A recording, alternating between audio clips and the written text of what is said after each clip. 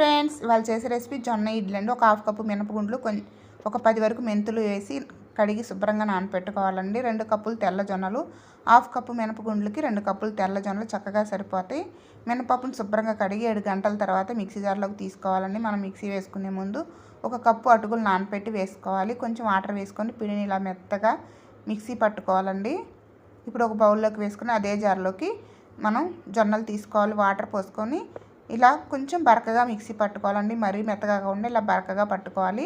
మనకి మినప్పిండి జొన్న పిండి కలిసేటట్టు బాగా ఇలా కలుపుకొని మూత పెట్టుకోవాలండి. నేను నైట్ ప్రిపేర్ చేసుకున్నాను ఉదయం బ్రేక్ఫాస్ట్ కోసం.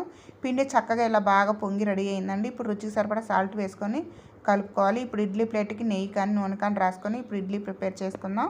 మూత పెట్టుకుని హై ఫ్లేమ్లో ఉడికించుకోవాలి.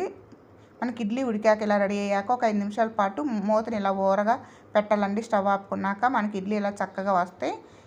చాలా హెల్దీ. Thank you.